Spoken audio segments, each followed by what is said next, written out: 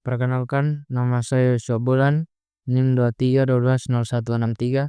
Sini saya akan mempresentasikan mata kuliah komputasi awan dan big data. Untuk judul yaitu organisasi visualisasi data dan karakteristik data. Apa itu organisasi visual data?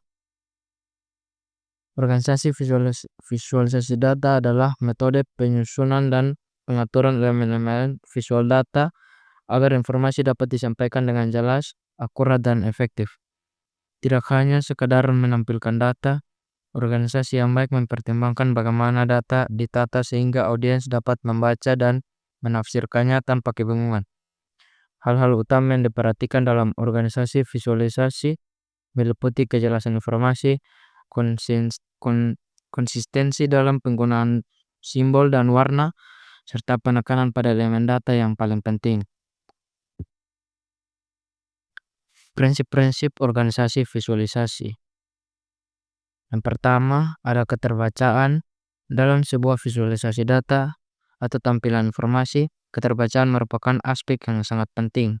Informasi yang disajikan harus dapat dipahami dengan cepat dan jelas oleh audiens tanpa menimbulkan kebingungan. Yang kedua, kesederhanaan. Kesederhanaan menjadi kunci dalam penyusunan visualisasi data yang efektif. Tidak semua aspek atau detail dari data perlu divisualisasikan. Justru, menyajikan terlalu banyak elemen sekaligus dapat membuat audiens merasa kewalahan. Yang ketiga, ada penekanan. Dalam sebuah tampilan informasi, tidak semua data memiliki tingkat urgensi yang sama. Oleh karena itu, penting untuk memberikan penekanan pada data atau informasi yang paling krusial. Penekanan ini dapat dilakukan melalui berbagai teknik, seperti penggunaan warna yang kontras, perubahan ukuran font, pemberian highlight, atau penggunaan ikon khusus. Yang keempat, ada keteraturan. Tata letak dan susunan elemen dalam visualisasi harus dirancang dengan keteraturan yang baik. Setiap elemen perlu disusun secara logis dan rapi, mengikuti alur berpikir alami audiens. Misalnya, informasi yang lebih umum bisa ditempatkan di berbagai hal atas, diikuti dengan detail tambahan di bawahnya. Jenis-jenis visualisasi data. Yang pertama, grafik batang. Grafik batang digunakan untuk menampilkan perbandingan antar kategori secara visual. Setiap batang mewakili satu kategori, dan tinggi atau panjang batang merupakan menunjukkan besarnya nilai. Grafik ini ideal untuk menunjukkan perbedaan jumlah, frekuensi, atau ukuran antar kelompok. Yang kedua, ada grafik garis. Grafik garis cocok untuk menggambarkan tren, pola, atau perubahan data dari waktu ke waktu dengan menghubungkan titik-titik data melalui garis. Audiens dapat dengan mudah mengamati fluktuasi, pertumbuhan, atau penurunan yang terjadi dalam periode tertentu. Yang ketiga, diagram lingkaran atau pie chart. Diagram lingkaran digunakan untuk menggambarkan proporsi atau persentase bagian terhadap keseluruhan data. Setiap sektor pada lingkaran menunjukkan kontribusi masing-masing kategori, sehingga cocok untuk menunjukkan pembagian data dalam satu kesatuan. Yang keempat, ada diagram alur atau flowchart. Diagram alur menampilkan langkah-langkah atau aliran proses secara berurutan dan terstruktur. Biasanya digunakan untuk menjelaskan prosedur kerja, algoritma, atau proses bisnis, sehingga memudahkan audiens memahami urutan dan hubungan antar langkah. Yang kelima, heat map. Heat map adalah visualisasi yang menggunakan gradasi warna untuk merepresentasikan intensitas atau nilai suatu data di area tertentu. Semakin kuat intensitas datanya, semakin mencolok warna yang digunakan. Heat map efektif untuk mengidentifikasi pola, konsentrasi, atau anomali dalam data yang besar. Yang keenam, ada peta geografis. Peta geografis menyajikan data berbasis lokasi geografis, memperhatikan distribusi atau pola spasi dalam suatu fenomena.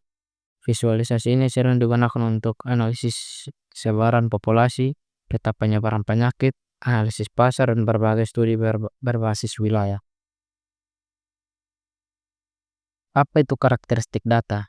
Karakteristik data mengacu pada berbagai aspek dan sifat-sifat data yang mempengaruhi bagaimana data tersebut diolah, dianalisis, dan divisualisasikan. Dengan memahami karakteristik data, kita dapat memilih metode analisis dan jenis visualisasi yang paling sesuai sehingga hasilnya lebih akurat dan inovatif. Karakteristik data yang pertama ada tipe data. Tipe data dapat bersifat kualitatif maupun kuantitatif. Data kualitatif berhubungan dengan atribut atau kategori yang tidak dapat diukur secara numerik, seperti warna, jenis kelamin, atau nama kota. Sementara itu, data kuantitatif berhubungan dengan angka dan dapat diukur, seperti jumlah, berat, tinggi, atau nilai transaksi. Memahami tipe data membantu menentukan metode analisis dan visualisasi yang paling sesuai. Yang kedua ada ukuran data. Ukuran atau volume data juga mempengaruhi teknik penyajian. Data dalam jumlah kecil dapat divisualisasikan dengan cara sesederhana seperti tabel atau grafik batang. Namun, untuk data berukuran besar, dibutuhkan metode visualisasi khusus seperti dashboard interaktif, heatmap, atau visualisasi berbasis algoritma agar informasi yang penting tetap dapat disaring dan dipahami dengan cepat. Yang ketiga, struktur data. Struktur data dapat memiliki struktur yang berbeda-beda. Data terstruktur biasanya tersusun rapi dalam bentuk tabel dengan kolom dan baris, seperti dalam database. Data semi terstruktur seperti file JSON atau XML memiliki pola tetapi tidak seformal tabel. Sementara itu, data tidak terstruktur seperti foto, video, atau postingan media sosial tidak memiliki format yang jelas. Mengetahui struktur data penting untuk menentukan teknik pengolahan dan visualisasi yang efektif. Yang keempat, kualitas data. Kualitas data sangat berpengaruh terhadap keakuratan hasil analisis. Kualitas ini mencakup aspek akurasi, konsistensi, dan kelengkapan. Semua data yang diperlukan tersedia. Data yang buruk kualitasnya dapat menyebabkan interpretasi yang salah dan keputusan yang keliru. Yang kelima, dimensi data. Data bisa memiliki satu dimensi, dua dimensi, atau multidimensi, melibatkan banyak variabel sekaligus, contohnya dalam analisis keuangan atau data sensor IoT. Memahami jumlah dimensi data membantu memiliki teknik visualisasi yang tepat seperti scatter plot untuk dua dimensi atau grafik 3D dan heatmap untuk multidimensi. Contoh visualisasi berdasarkan karakteristik. Yang pertama, data kualitatif. Data kualitatif yang bersifat kategorial seperti jenis produk, preferensi warna, atau kategori pekerjaan biasanya lebih efektif divisualisasikan menggunakan diagram batang atau diagram lingkaran. Yang kedua, data geospasial. Data geospasial yang berhubungan dengan lokasi geografis seperti sebaran populasi, tingkat kejahatan di suatu wilayah, atau penyebaran penyakit, sebaliknya divisualisasikan menggunakan peta tematik atau heatmap. Yang ketiga, data kuantitatif. Untuk data kuantitatif yang berbentuk angka dan bisa diukur, seperti penghasilan, berat badan, atau nilai penjualan, grafik garis atau histogram lebih sesuai. Kesimpulan, organisasi visualisasi data yang baik akan sangat membantu dan memperjelas pesan yang ingin disampaikan oleh data dengan memperhatikan prinsip keterbacaan, kesederhanaan, penekanan, dan keteraturan. Kita dapat memastikan bahwa audiens memahami informasi dengan cepat dan tepat. Selain itu, pemahaman terhadap karakteristik data memungkinkan kita memilih bentuk visualisasi yang paling efektif dan relevan, sehingga meningkatkan kualitas analisis dan pengambilan keputusan. Sekian presentasi dari saya, terima kasih.